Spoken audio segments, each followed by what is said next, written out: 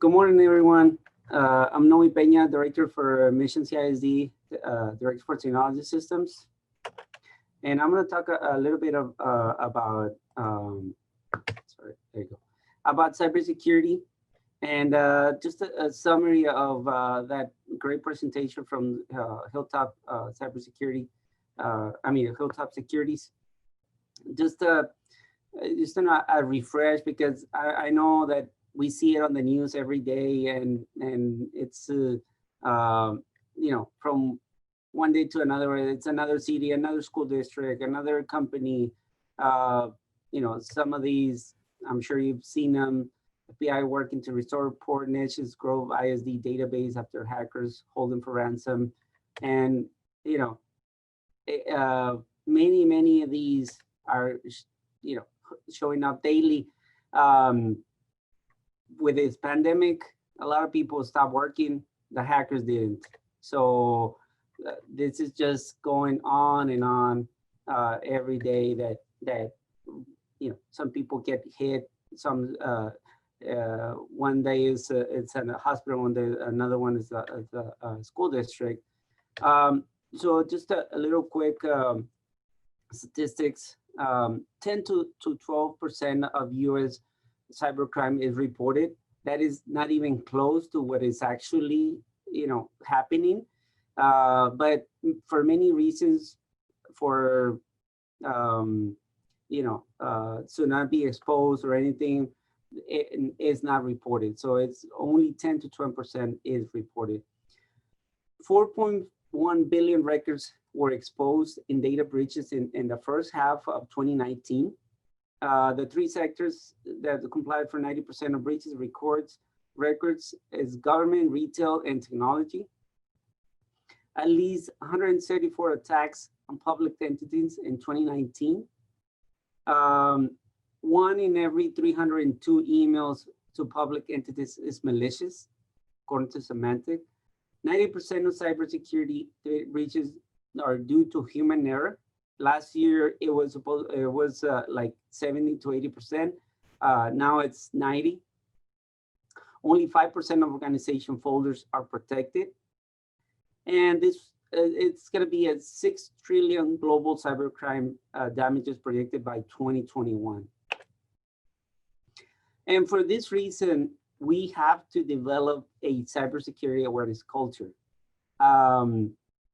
I know we have the mandate from the state for the annual cybersecurity awareness training, but you know, we need to take the opportunity for this training to not just a check mark or for something that the state mandates, but also to learn how to protect ourselves, how to protect our company, because this affects us whether we want it or not. It affects us at home, at work, everywhere.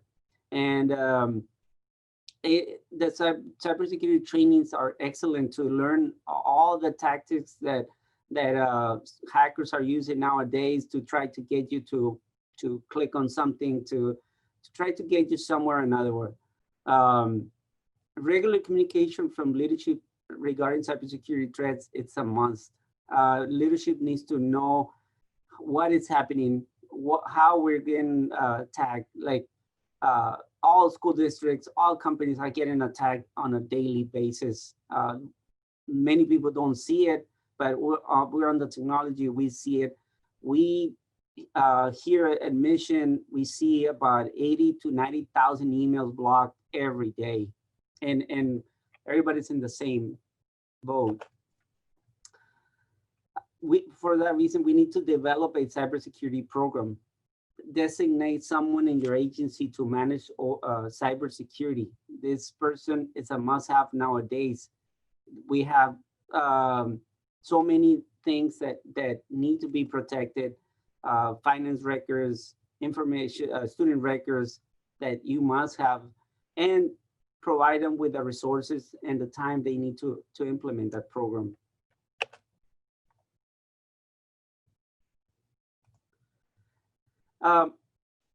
Conduct regular cybersecurity assessments and audits. This is very important. There's a lot of third-party vendors that conduct these audits. And it's important to have someone come from the outside. Sometimes we don't want to see it, and but we have a lot of holes to cover, many ways that hackers can come in, and we need to be aware. We need to know where our weakest link is. All systems must be patched to prevent possible attacks. We cannot take it for granted that some systems might be or might not be. So we must know. And on the finance side, we need to develop a process for finance transactions. There has been many school districts that send money to wrong accounts, and not just a few thousand. I mean, we're talking about millions that have gone to different accounts. So for this reason, a process must be implemented for finance, for payroll. Have someone, you know, a manager or someone double check every transaction over $10,000, let's say, or every $30,000 or $50,000. Someone that is gonna double check to make sure it's gonna go to the right person, to make sure it's not gonna go to hackers. Because let's say your manager gets a phishing email saying, hey, I need this account changed from what you think it's someone within the organization, but then the manager doesn't check it. So the manager gives it to the secretary, and as a result, you know, something happened, you send money to the wrong person.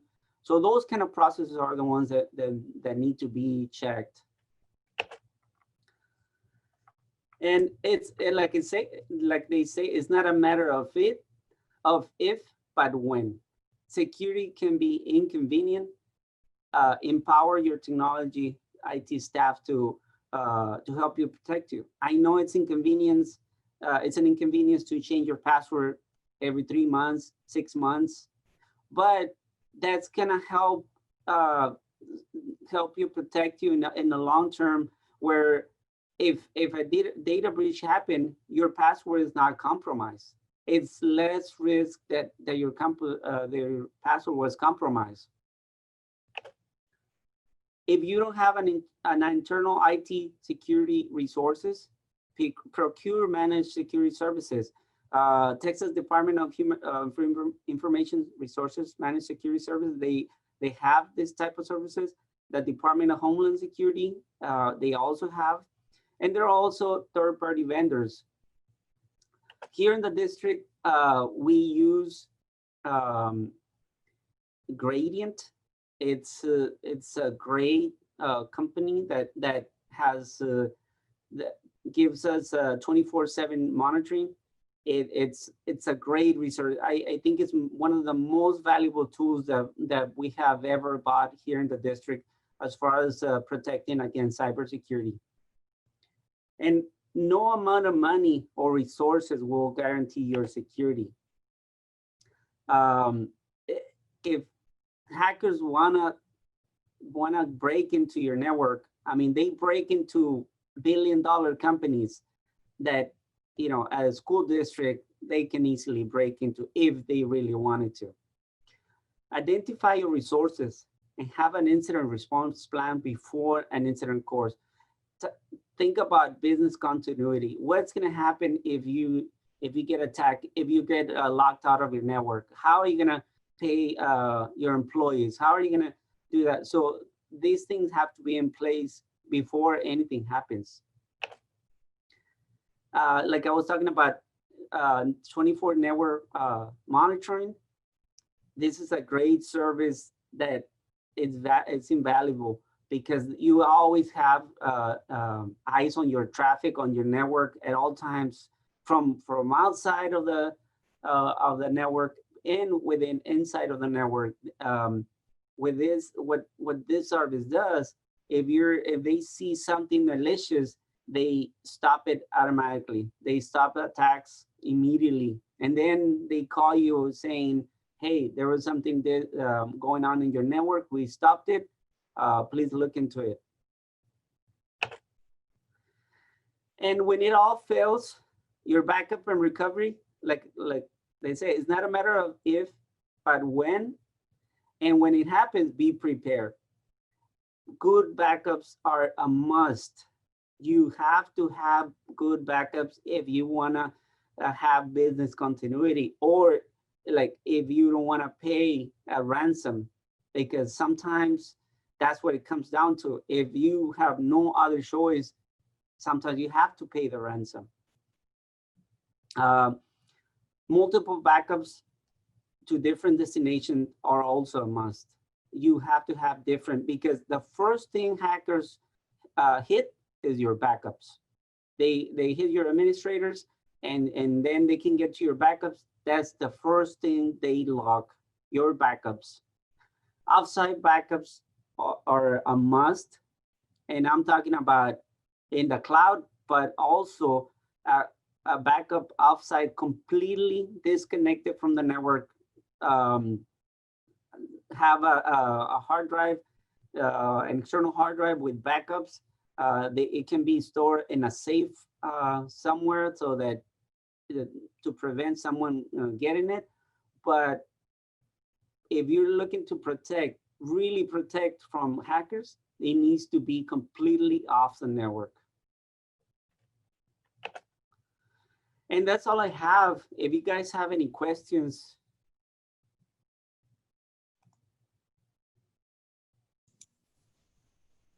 Noe, thank you. Can you go back to your previous slide just real quick? Yes. So even hearing have good backups, you know, it used to be that if we had one backup, that was more than enough type of thing. So I know Romalda had shared, and thank you, Noe, for presenting. Yes, ma'am. Romalda had shared that y'all had gone. The information obviously is super useful. This is Cybersecurity Month, I believe. Yes, Region 1 will be having a workshop or some training. It's later this month for whatever reasons. I think it's the 27th. Yes. So, and Noe, I don't even know, you may be presenting there, and hopefully you will be joining us, but hopefully encourage your technology staff, for those of you that oversee that department, or not even oversee, just or supervise, just your fellow colleagues there at the district to attend. And I know some of our districts, unfortunately, have had to deal with these issues, have had to deal with the recovery process and how extensive it can be for a district, a campus, and just in some cases, just certain administrators that got kind of held up in the process type of thing. Any questions from the group? Connie, this is Romalda Ruiz. Can I say a few things? Yes, ma'am. Okay, good morning, everyone. Just to share with the group, Mr. Noe Peña, our E-rate manager, and myself attended a cybersecurity seminar hosted by Hilltop Securities back in January 23rd, when we all were happy and virus-free in the Dallas area. And they had different panelists in there, including FBI. So back then, Noe was able to pick up a contact in case we ever needed to report cybersecurity situations. And so one of the things that we as finance people need to be aware of is that we are required to report any cybersecurity situations or events to our bond counsel and possibly the financial advisor, to see if that can have significant impact on the continuing disclosures for the bonds that we do on a yearly basis. And so those are some of the pointers that I want to share with you. You have to let them know. According to Moody's was there also presenting. They said that they, as the credit rating analyst, they need to know about that, because your rates can be affected. And the way they see this is that it's a governance issue, that pretty much districts need to prioritize, in technology and protect, the assets that we have. The other thing that they also mentioned, I forgot,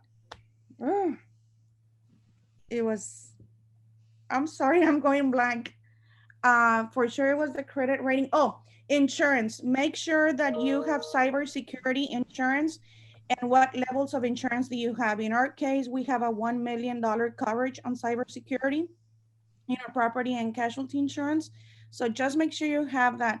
When we attended this training back in January, all of us heard about Maynard ISD, that they wire the monies for their bond payments to, it was a fraudulent wire.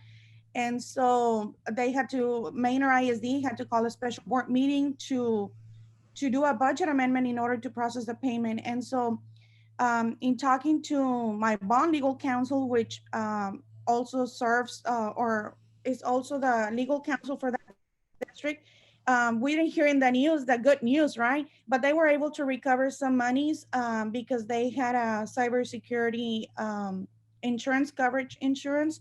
And so the loss was not as significant as it had been advertised in the news. So just sharing those things with you. The training, the seminar was free, and it was a very worthwhile for us to attend. It was a 1 day trip for us. We went, but it was very worth it. And I'm sure that Noe Peña can also say the same thing. It Yes. was a lot of resources. The panelists just shared great information. And I asked the lady, the rating analyst, I think they served, one of them was assigned to the Brownsville area.